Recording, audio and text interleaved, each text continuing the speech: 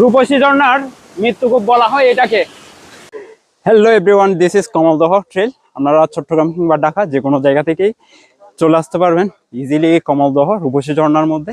চট্টগ্রাম কিংবা ঢাকা যেখান থেকে আসেন, তো আপনারা প্রথমেই বড় দারগারহাট নেমে যাবেন। সেখানে নামলেই সিএনজি বা অটো পেয়ে যাবেন। সিএনজি বা অটোতে করে আপনারা ঝর্ণার যতটুকু পর্যন্ত গাড়ি আসে অতটুকু আসবেন।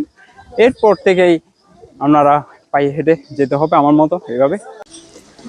এখানে বেশ কিছু দোকান আছে, আপনারা চাইলে ওইখানে ফ্রেশ হতে পারবেন, জামা কাপড় এক্সচেঞ্জ করতে পারবেন এবং খাবার অর্ডার করে যেতে পারবেন। আপনারা খাবার অর্ডার করে গেলেই দুপুরের খাবারটা ট্রেল শেষ করে আসার সময় খেয়ে নিতে পারবেন। তো আমরাও অর্ডার করে নিলাম, সব কিছু ব্যাগ ট্যাগ যাদের রাখার তারা রাখলো, আমারটা ইম্পর্টেন্ট তাই আমি ব্যাগ নিয়ে চলে যাচ্ছি।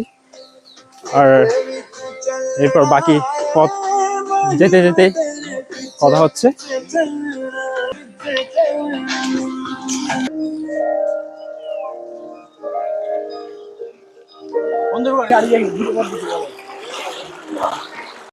প্রতিবার ঝর্ণায় যাওয়ার সময় আমি ট্রেলটাকে খুব বেশি উপভোগ করি, কারণ দেখতেছেন এখানে খাল বা জিরি যেটাই বলেন, হাঁটতে প্রচুর ভালো লাগে। শীতল পানি পাহাড় থেকে নেমে আসা, তো উপভোগ করার জন্য আসলে পুরো ট্রেলটাই উপভোগ্য। ঝর্ণায় যাওয়ার পর তো অবশ্যই ঝর্ণার উপভোগটা আলাদা, তবে ট্রেলটাও খুব সুন্দরভাবে উপভোগ করি আমি। তো দেখতে পাচ্ছেন নদীতে খুব স্রোত, অনেক বেশি স্রোত। তো এই স্রোতের মধ্যে হাঁটা আসলে একটা অন্যরকম প্রশান্তি আমার অনুভব হয়। তো যারা আসেন তারা অবশ্যই জিনিসগুলো উপলব্ধি করেন, জিরিতে হাঁটা বা জিরিটাকে উপভোগ করা। আর প্রকৃতি তো আছেই, প্রকৃতি তো অবশ্যই বেটার কিছু আমাকে দিবে। আমরা চলে আসছি আমাদের ট্রেলের প্রথম ঝর্ণা রূপসী ঝর্ণায়। আমার পিছনে দেখতে পাচ্ছেন এই যে রূপসী ঝর্ণা। তো এই বর্ষার মধ্যেই রূপসী ঝর্ণা কিন্তু জেগে উঠেছে। বর্ষা যতদিন ঝর্ণার পানি কিন্তু ততদিন, এরপরে কিন্তু পানি থাকে না। তো যারা ঝর্ণা বিলাস করতে চান তারা অবশ্যই চলে আসবেন কমলদহ ট্রেলে। খুব সুন্দর একটা ট্রেল, উপভোগ করতে পারবেন। এই মুহূর্তে আমি রূপসী ঝর্ণার উপরে আছি, দেখেন কি চমৎকার একটা ভিউ। আসলে কখনো প্রকৃতির কাছে ছুটে না আসলে প্রকৃতির সৌন্দর্যটা কখনোই উপভোগ করতে পারবেন না। রূপসী ঝর্ণার মৃত্যুকূপ বলা হয় এটাকে। এই যে পানি পড়ছে, পানির স্রোত, এই স্রোতের নিচে একটা গর্ত আছে। তো গর্তের মুখে কেউ যদি প্রবেশ করে ভুলে ঢুকে যায় তাহলে সে আর বের হতে পারে না, ভিতরে কলসির মতো। তো এই জায়গাটার মধ্যে অনেকে কিন্তু মারা গেছে। তো এটা হচ্ছে রূপসী ঝর্ণার দ্বিতীয় স্টেপ। আমরা এটার উপর দিয়ে ছাগলকান্দা ঝর্ণায় যাব। রূপসী ঝর্ণার উপরে উঠে এখানে আসবেন, এখানে এসে এদিকে দেখবেন দড়ি বাঁধা, যেদিকে যেদিকে দড়ি বাঁধা এদিক দিয়ে আপনারা ছাগলকান্দা ঝর্ণার মধ্যে চলে যাবেন। তো পথটা হচ্ছে একটু হার্ড, তবে যারা অ্যাডভেঞ্চার প্রিয় তাদের জন্য এটা কঠিনের কিছুই নয়। সৃষ্টিকর্তার কি আশ্চর্য সৃষ্টি! পাহাড়ের শত ফুট উঁচু দিয়ে এই পানির স্রোত বয়ে চলছে। আসলে কি দারুণ দেখতে, কি চমৎকার একটা ভিউ। সব সময় যখন ঝর্ণায় আসি এই ভিউগুলো আসলে মনকে একটা অন্যরকম প্রশান্তি এনে দেয়। সেটা যদি আপনারা কখনো না আসেন, না দেখেন, এটা কখনোই উপলব্ধি করতে পারবেন না। আসলে পানির স্রোত, শীতল পানির স্রোতটা আপনাকে অনেক বেশি প্রশান্তি দিবে যখন আপনি এই ধরনের ট্রেকিং আসবে। কিছু দূর আসলে আপনারা এই ধরনের একটা ওয়াই জংশন দেখতে পাবেন। এদিকে একটা ঝর্ণা আছে, এদিকেও একটা ঝর্ণা আছে। তো আগে ছাগলকান্দায় যাওয়া বেটার, কারণ এটা বেশ বড় ঝর্ণা, পানি অনেক বেশি। এটা ছোটখাটো একটা ঝর্ণা, তবে অবশ্যই ঝর্ণা প্রেমীদের জন্য আনন্দের। তো প্রথমে ছাগলকান্দায় গিয়ে তারপর এটাতে যাওয়ার ট্রাই করবেন।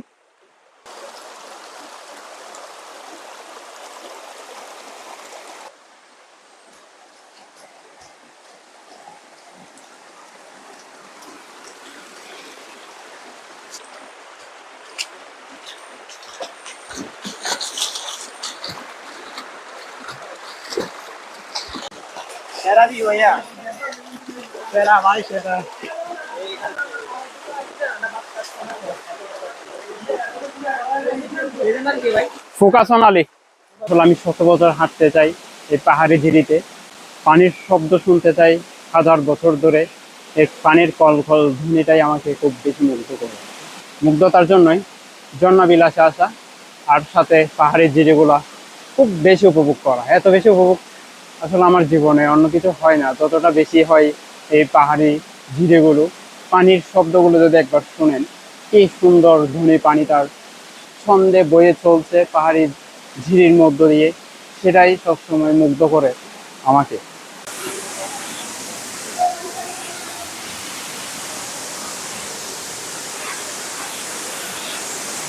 আল্লাহর সৃষ্টি চোখে না থাকলে কখনোই উপলব্ধি করতে পারবেন না।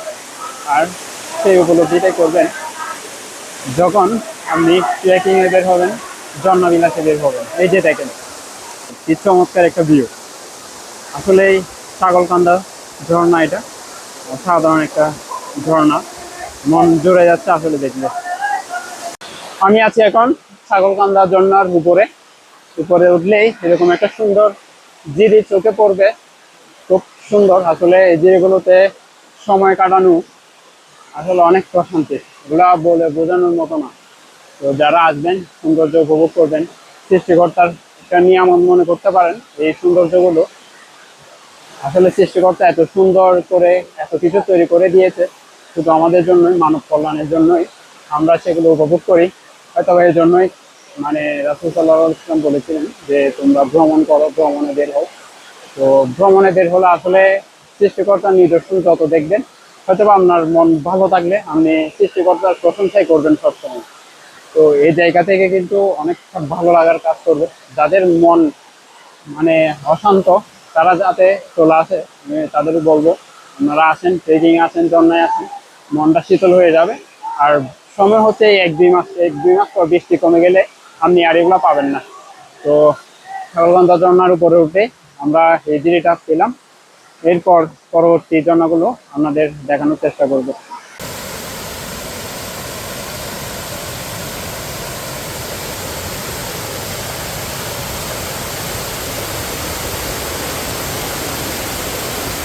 ছাগলকান্দা ঝর্ণার উপরে উঠে যত হাঁটতে থাকবেন অত বেশি এরকম ছোট ছোট ঝর্ণা পাবেন। আসলে ঝর্ণাগুলো দেখতে অনেক চমৎকার, পথটা যত সুন্দর, পানির প্রবাহ যত সুন্দর, এগুলো দেখতে অনেক বেশি সুন্দর। তো এখানে আসলেই বুঝতে পারবেন আসলে এটা কত সুন্দর একটা ঝর্ণা, ছোট ছোট ঝর্ণা। এটা হচ্ছে ছাগলকান্দা ঝর্ণার উপরে উঠলেই যত বেশি আসবেন তত বেশি এরকম ছোট ছোট দেখতে পারবেন। আমরা অলরেডি এরকম 3টা পাইছি, 3টা ভিডিওতে দেখানোর চেষ্টা করেছি। তো আপনারা যদি অ্যাডভেঞ্চার প্রিয় হন তাহলে অবশ্যই আপনারা এদিকে উপরে উঠতে পারবেন, যত ইচ্ছা আসবেন।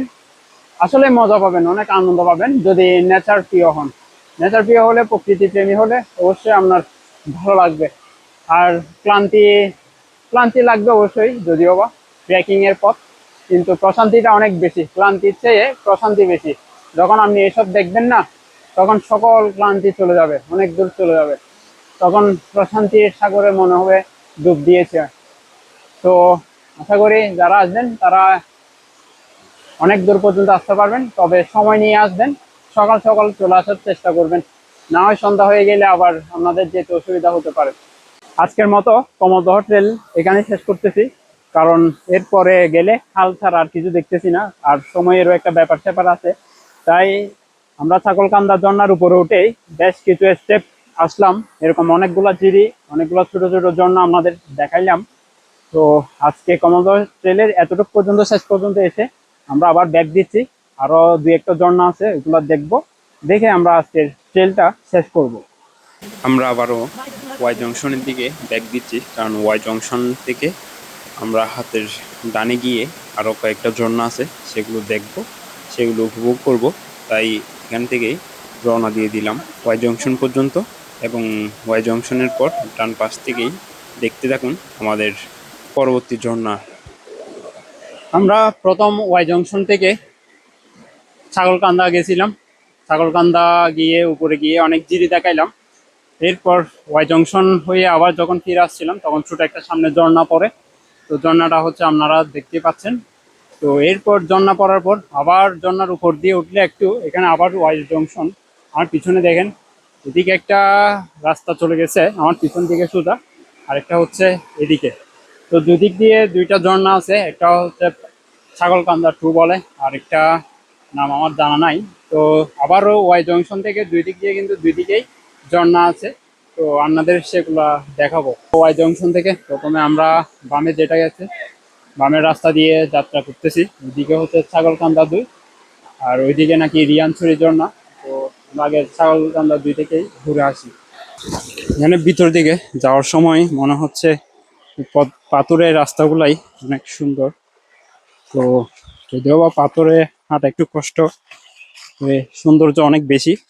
আর সম্ভবত এদিকে মানুষজন কম থাকার কারণে পাখালির আওয়াজ শোনা যাচ্ছে, যেটা খুব আসলে ভালো লাগার বিষয়। এতক্ষণ আমরা যেদিকে গেছিলাম সেদিকে কোনো পাখির আওয়াজ শুনিনি, কিন্তু এখন শুনতেছি। তো এদিকে আসলে আপনারা অনেক পশু পাখি হয়তোবা উপভোগ করতে পারবেন, দেখতে পারবেন ভাগ্য ভালো হলে। তো পথটাও অনেক সুন্দর, আপনারা দেখছেনই তো। এই যে পাহাড়ি ঝিরির মধ্যে এই যে চিংড়ি মাছ,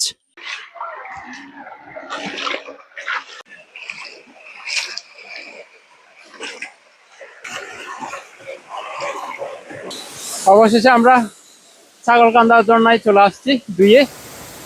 ছাগলকান্দা 2 ঝর্ণা হচ্ছে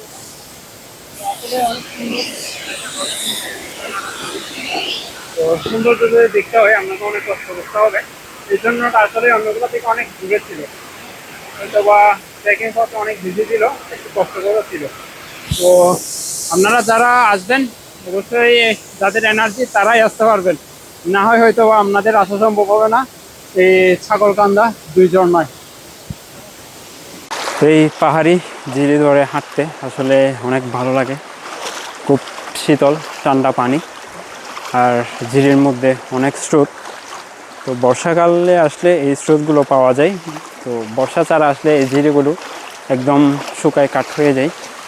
তো যখন আসবেন তো ঝিরিগুলো উপভোগ করবেন, উপভোগ করতে করতে চলবেন, না হয় নিজের অনুভূতিটা কখনো প্রকাশ করতে পারবেন না। তাড়াহুড়া করবেন না, তাড়াহুড়া করলে কিন্তু ঝিরির আনন্দটা পাবেন না। আসলে এই পানির মধ্যে হাঁটাটা খুব উপভোগ করি আমি, আর কেউ করে কিনা জানি না, কিন্তু ঠান্ডা ঠান্ডা পানি, এই পানির মধ্যে ঝিরিটা খুব বেশি উপভোগ করতে পারি আমি, আমার ভালোই লাগে। কার কেমন লাগে এটা আপনারা বলতেই পারেন, যারা এসেছিলেন, যাদের অভিজ্ঞতা আছে। তো আসবেন আপনারা প্রকৃতির কাছে, মন খারাপ হলে তখন প্রকৃতি মনকে ভালো করে দেয়। প্রকৃতি ছাড়া আসলে মানুষের জীবনে শান্ত করার পিচ জিনিসটা খুব কমই পাওয়া যায়। প্রকৃতির কাছে আসলেই আসলে মানুষ সবচেয়ে বেশি পিচ জিনিসটা অনুভব করে। তো এই জন্যই আমি সময় পেলে প্রকৃতির কাছে ছুটে আসার চেষ্টা করি। আর পাহাড়ি ঝর্ণা, পাহাড়ি ঝিরি এসব আমার খুব পছন্দের, আমি এগুলো অনেক বেশি পছন্দ করি। তো যাদের পছন্দ তারা অবশ্যই আসতে পারেন। প্রথম ওয়াই জংশন থেকে হাতের বামে গেছিলাম প্রথমে, এরপর ডান পাশে যে রোডটা আসছে, যে ঝিরিটা আসছে, ওই ঝিরি ধরেই আসতেছিলাম। তো এখানে এরকম ছোটো ছোটো অনেকগুলো ঝর্ণা পাবেন। তো এটা হচ্ছে মূলত পাথরভাঙ্গা যাওয়ার পথেই এরকম ছোটো ছোটো ঝর্ণাগুলা। যদি এনার্জি থাকে অবশ্যই আসবেন, আর এনার্জি না থাকলে আসতে বলবো না, কারণ এখানে আসলে আপনার অবশ্যই এনার্জির প্রয়োজন আছে। তো এগুলো উপভোগ করতে হলে অবশ্যই আপনার এনার্জির প্রয়োজন। ওয়াই জংশন থেকে ডান পাশে এসে আমরা এই ঝর্ণাটা পাইছি। আসলে পাথরভাঙ্গার ঝর্ণা শুনছি, বাট এটা পাথরভাঙ্গা কিনা নাকি এর উপরে আরো ঝর্ণা আছে আমার জানা নাই। বাট ঝর্ণাটা আসলে অনেক সুন্দর। তো যাদের এনার্জি আছে আমি তাদেরকে অবশ্যই আসবেন, উপভোগ করবেন প্রকৃতিকে। আর এনার্জি না থাকলে প্রয়োজন নাই। তো এটা পাথরভাঙ্গার ঝর্ণা হোক আর যেই হোক, জাস্ট ঝর্ণা আমার কাছে অনেক বেশি উপভোগ্য। তো এই জন্যই আমি আসছি, আমার দলের অন্য সদস্যরা কিন্তু আসেই নাই। তো ওরা অনেক টায়ার্ড হয়ে গেছে, তাই এদেরকে পাঠিয়ে দিচ্ছি, আমি আর আমার আরেকজন সদস্য চলে আসলাম। তার নাম মিঠু। তো আসলে এই প্রকৃতি হচ্ছে অনেক সুন্দর, যত বেশি জন্মবিলাস হয়ে যাবেন তত বেশি এটাকে উপভোগ করতে পারবেন। আসলে যাদের জন্মবিলাসে সবচেয়ে বেশি আগ্রহ কিংবা ট্রেকিং করতে বেশি পছন্দ, তাদের জন্য এইসব ঝর্ণা, না হয় অন্যদের জন্য আসে না। ওই যে নিচের যে ঝর্ণাটা দেখাইছিলাম, ওটার পরে এই ধরনের আবার ছোট ছোট ঝর্ণা দেখতেছি। দেখা যাক শেষ পর্যন্ত গিয়ে কতটুকু যাইতে পারি বা আপনাদের কতটুকু দেখাইতে পারি। তো চেষ্টা করব আপনাদের যতটুকু যাইতে পারি ততটুকু দেখানোর জন্য। আসলে পাহাড়ি এই জিরি ধরে যত বেশি যাব তত বেশি ছোট বড় অনেক ধরনের ঝর্ণা দেখতে পাই। আসলে এত ছোট বড় অনেক ঝর্ণা মনকে প্রশান্ত করে দেয়। তবে একটা বিষয় এখানে এসে ভালো লাগলো, অনেক ভিতরে এসে এখানে পানিগুলার কালারটা অনেকটা নীলচে কালার হচ্ছে। তো যেটা খুব ভালো লাগার বিষয়, নীলচে কালারের পানিটা আসলে মনে হচ্ছে বাইরের কোনো একটা দেশের কোনো একটা ঝর্ণাতে চলে গেছি। তো এটা হচ্ছে পাথরভাঙ্গা ঝর্ণার উপর দিয়ে এসে আমরা এই ঝিরিটা পাইছি।